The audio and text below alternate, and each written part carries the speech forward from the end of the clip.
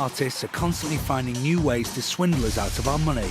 But in an age of technology, their methods are growing increasingly complex and clever. British businesses are experiencing a growing wave of so-called cybercrime, both from insiders and organised high-tech crime gangs. In April 2005, a gang targeted a Japanese bank in London. They were trying to steal £220 million by infiltrating the bank dressed as cleaning staff and using computer bugging devices to get information out of the bank that they could then make use of. A simple device called a keylogger can be planted inside any keyboard. That keylogger is basically just a very small device that records every single keystroke that happens on that keyboard. Every time you press a button, that gets recorded. This actually communicates the information either directly by somebody putting a device on and removing it secretly, or by having the information transmitted via cellular or Bluetooth signals to another source.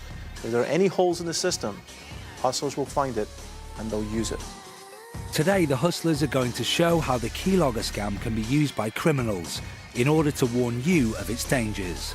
The hustlers make their way to an office in the city, which they have pinpointed for their hit. This is a team scam. First, Jess must access the office by dressing as a member of the cleaning staff, whilst Alex and Paul move off to set up base around the corner.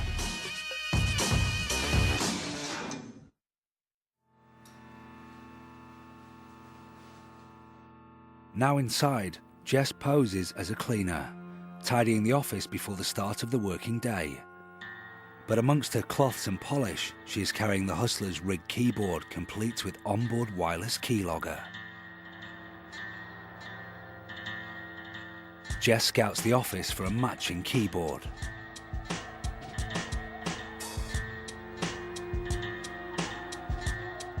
Now a match has been found, she swaps the original for the keyboard fitted with the device.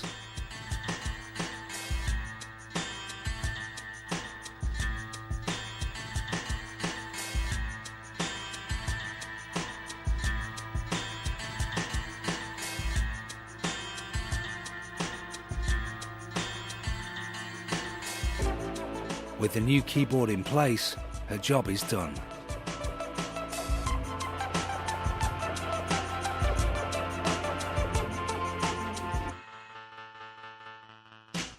Back in the van, the hustlers wait for the Mark to log on to her office computer before making their next move. Our secret cameras are in place in the office and the Mark has arrived at her desk.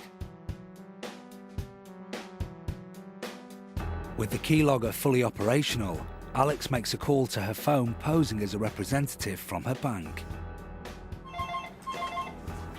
Hello, Rebecca speaking. Hi there, is that... It is now his aim to get the Mark to log on to her internet bank using the keylogged PC so that they are able to steal all her details and gain access for themselves. Paul is picking up the information on his laptop. We're doing a quick security call to most of our customers. Is it all right to take 2 minutes up of your time? Sure, no problem. Without revealing your password, could you please give me the first and the third letters of your password? No, I'd rather not do that. However, the Mark is a savvy lady. She is questioning Alex. Does she think this is a scam? Sorry, what do you want to know this for? It's a security call that we're putting to our customers. Unluckily for her, it is a scam, but she can't see how it's working. Alex doesn't need her to tell him the information over the phone.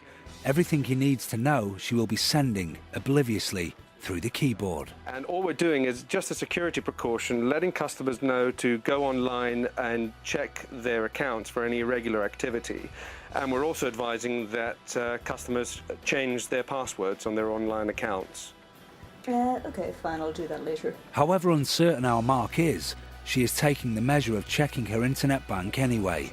After all, what harm can it do? Now, completely unwittingly, she really is playing into the hustler's hands. That looks like a password to me. Great. The Mark has typed in all her account details, changed her password, and now the hustlers have all this information. The keylogger has certainly done its trick, and our team now have the key to her bank account. Obviously, our hustlers aren't really going to raid her account, but others haven't fared so well. I didn't really know anything until the event was really over, because the bank phoned me and told me that someone had been making transfers from the account. In monetary sums, I had the first two payments of just about £4,000 each that were taken out. You feel that if your money's in the bank, it's safe, and clearly mine wasn't very safe. If your front doorbell goes and you go to answer it and the person standing there says, "Hello, I'm from your bank, can you please give me all your security information and your passwords?" You just wouldn't do it. So if somebody phones you up or sends you an email asking for it, you shouldn't do it in that situation either. Find out what their head office number is, their switchboard number is, through either your bank statement or card statement, and phone them back so that you know that the person you're talking to is genuinely from your bank.